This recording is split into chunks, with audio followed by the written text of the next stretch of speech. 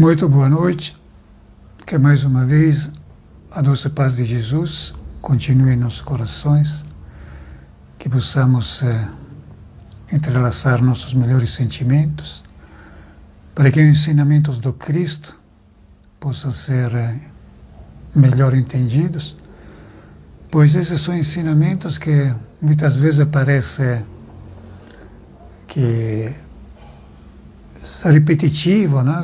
Por que repetir as coisas? Entretanto, será que nós entendemos?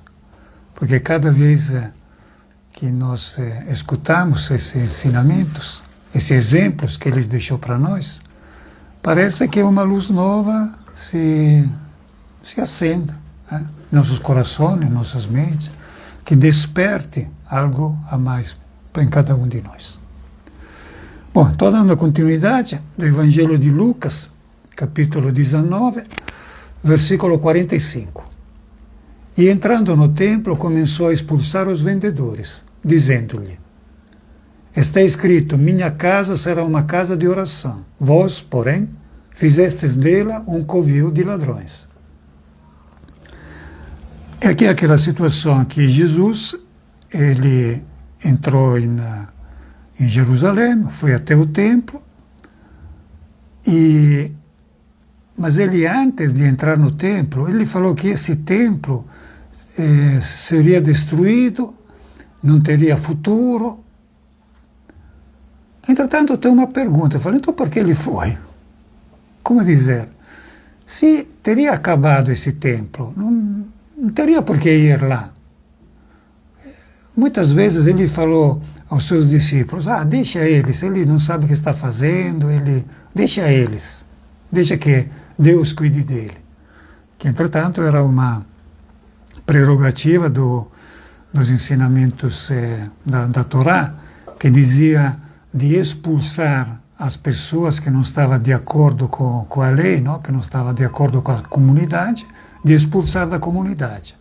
E Jesus também acrescentou mais uma coisa, dizendo, não vá nas comunidades que nos interessam. Mas, entretanto, ele foi no templo.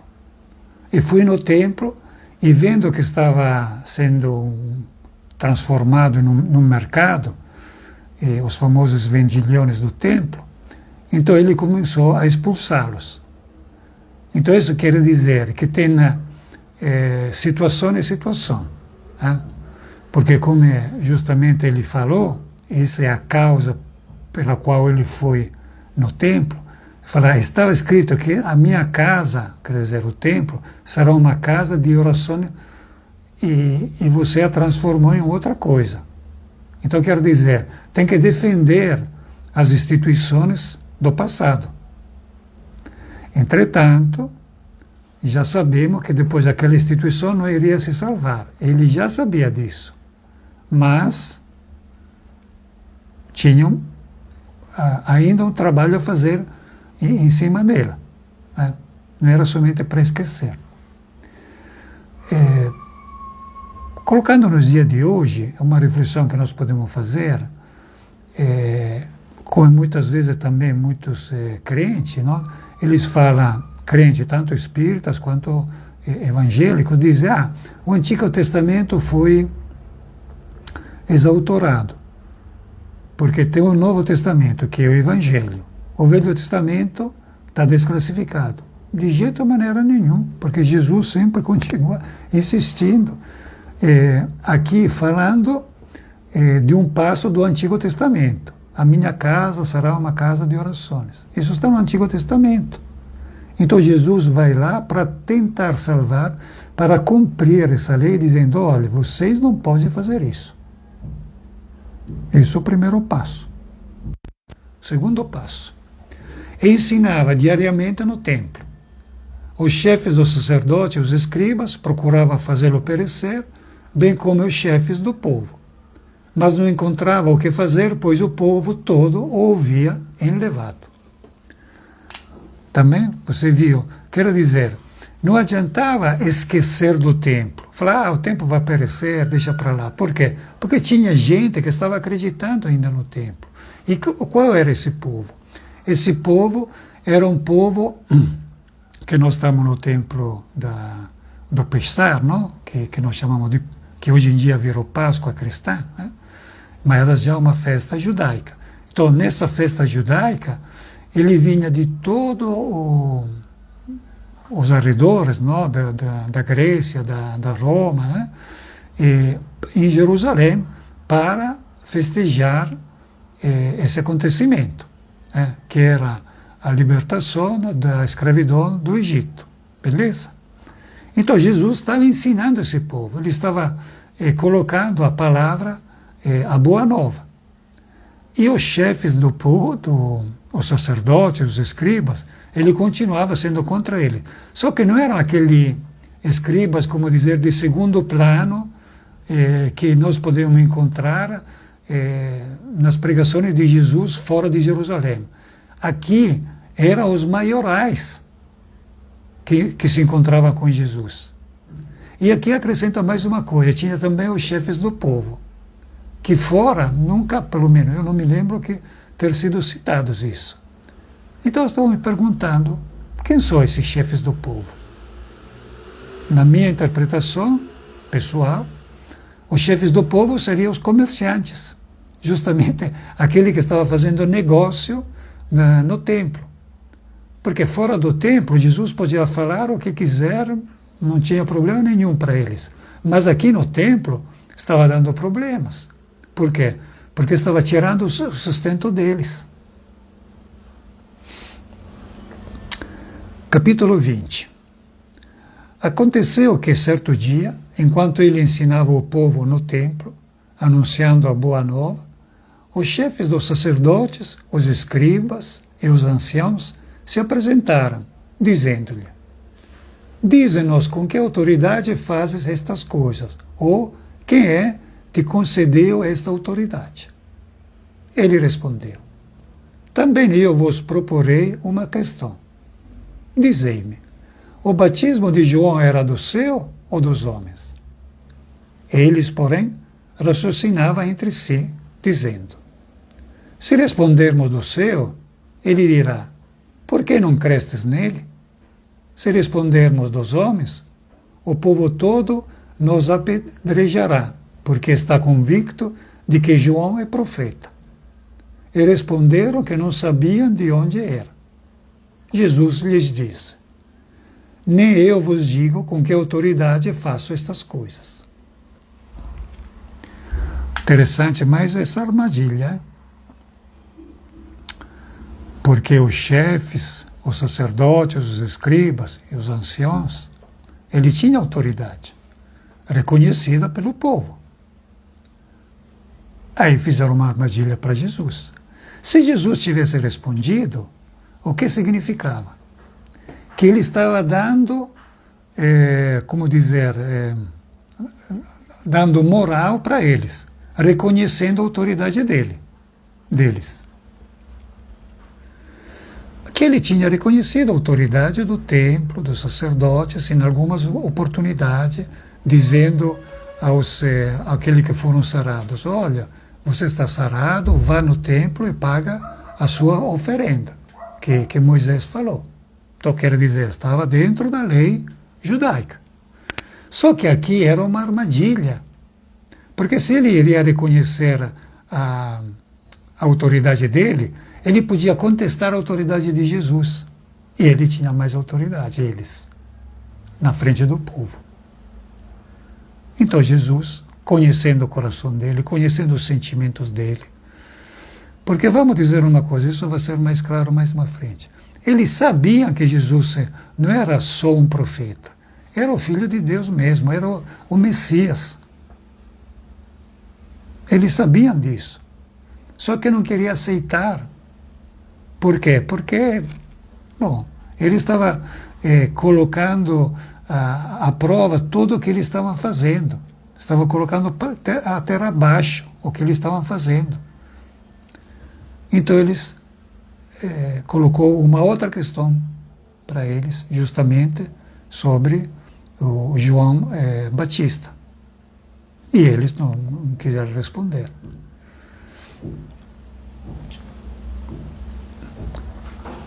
E começou a contar ao povo esta parábola. Um homem plantou uma vinha, depois arrendou-a a vinhateiros e partiu para o estrangeiro por muito tempo. No tempo oportuno, enviou um servo aos vinhateiros, para que lhe entregasse uma parte do fruto da vinha.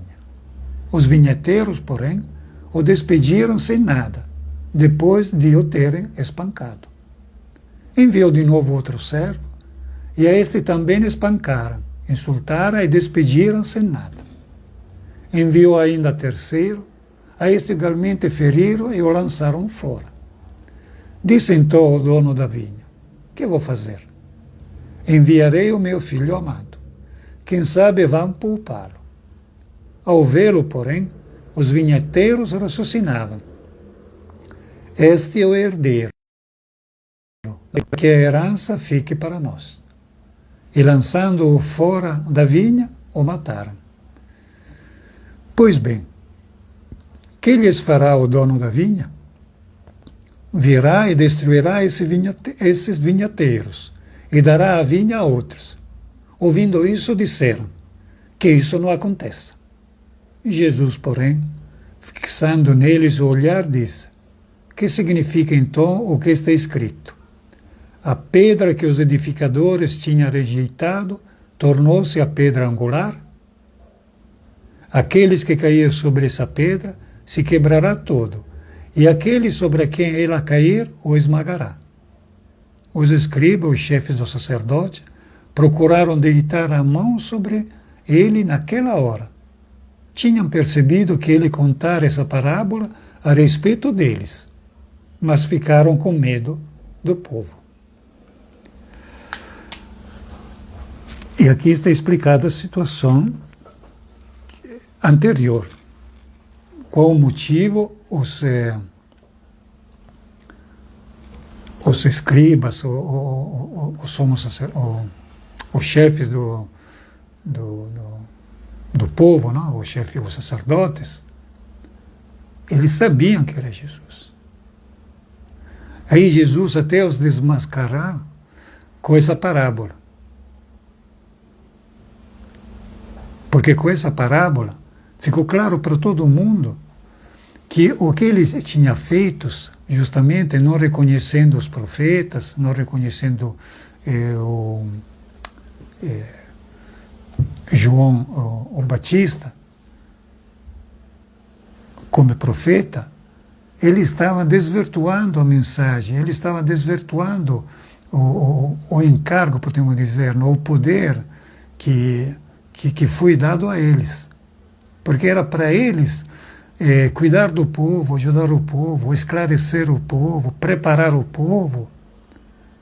Só que eles deixaram de fazer isso. Muito pelo contrário. Eles até tentaram obstruir os profetas.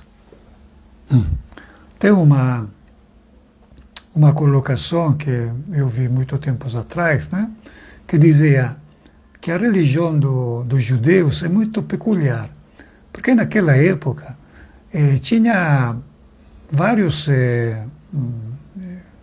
ordens religiosas, não? E tinha vários espíritos muito bons que faziam maravilhas. Né? Tem o famoso acontecimento de Moisés, que na corte do faraó, os sumos sacerdotes, eles estavam conseguindo transformar os cadeados deles em serpentes, não? E Moisés fez a mesma coisa, só que a serpente de Moisés matou as outras serpentes, quer dizer, o poder de Moisés era superior àquele dos sacerdotes egípcios. Então aqui também naquela região tinha vários homens assim, o famoso sacerdote de Baal, né? Entretanto, os profetas judaicos, eles sempre nasciam fora da corte do rei, fora da ordem dos sacerdotes. O único que fez uma escola foi Elias, que ele foi numa escola, mas de Eliseu, que Eliseu também estava fora das escolas do rei, praticamente, não? Do sumo sacerdote de Jerusalém. que é onde tinha o templo, onde era o centro assim, o símbolo da religião deles. Então isso é importante, por quê? Porque Jesus vem a dizer, olha, nós temos que respeitar o templo, as escrituras, mas só que não podemos confiar no homem, porque o homem tem que ser à altura do encargo que Deus deu para ele, do poder que tem, que ele acha de ter.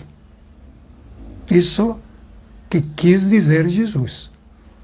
Porque tem um ditado que diz, a virtude é um poder que não fala, que se sente.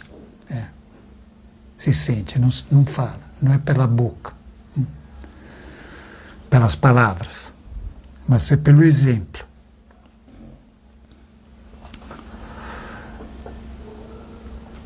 Bom, isso aqui é o tributo de César, aqui vamos acabar com hoje. E ficaram de espreita, enviaram espiões que fingiram de justo para surpreendê-lo em alguma palavra sua, a fim de entregar ao poder e à autoridade do governador. E interrogaram, mestre, sabemos que fala e ensinas com retidão e sem levar em conta a posição das pessoas. Ensinas, de fato, o caminho de Deus. É lícito a nós pagar o tributo a César ou não? Ele, porém, penetrando-lhe a astúcia, disse, mostrai-me o denário. De quem traz a imagem e a inscrição? Responderam, de César. Ele disse então, entregai, pois, o que é de César a César, e o que é de Deus a Deus. E foram incapazes de surpreendê-lo em alguma palavra diante do povo, e, espantados com a sua resposta, ficaram em silêncio. Essa aqui é uma das armadilhas, não? Depois tem outra, mas que é a armadilha mais, como dizer, material, porque justamente ele estava esperando que dentro dessa canto de sinuca que colocaram, não? Ele podia só falar ou sim ou não. Então, se falava sim, que era para dar ao César, então era contra a religião dos judeus, que os judeus falaram que ele não tinha que pagar o tributo a ninguém, somente o tributo a Deus. Né? E se falava não, podia entregá-lo aos romanos. Mas justamente Jesus, que conhecia isso, perguntou para eles, como eu fiz a outra vez, né? Falar, você quer saber que autoridade eu tenho, de onde vem? E qual é a vossa autoridade? Então eles justamente falaram, esse denário é de César. Então falou, dá a César o que é de César. Por que vem a perguntar para mim? É uma coisa material. Não vamos transformar uma coisa material em uma coisa espiritual. A não ser, como justamente ele fala a respeito da caridade, no desprendimento dos bens materiais, para adquirir bens espirituais. Mas não é para menosprezar os bens materiais que fazemos isso, mas só para enaltecer os bens espirituais. Porque se vamos ver, afinal de contas, tudo é de Deus. Até o denário de César é de Deus. Aquele é uma permissão que Deus deu aos romanos, não? Porque César está significando o Império Romano. Não? César é uma autoridade que Deus concedeu para eles em determinado momento, para determinadas coisas, não? Até um determinado ponto. Tanto é que depois desapareceu, não? Acabou a função da civilização romana, não? E veio as outras civilizações. Não? Mas isso é outra história. Então, que tenhamos muita paz, que tenhamos sempre o conhecimento, não? Elevados para os bens mais valiosos, não? E usufruir dos bens da terra que Deus concedeu para nós, que concede para cada um de nós, para adquirir os bens do céu. Muita paz.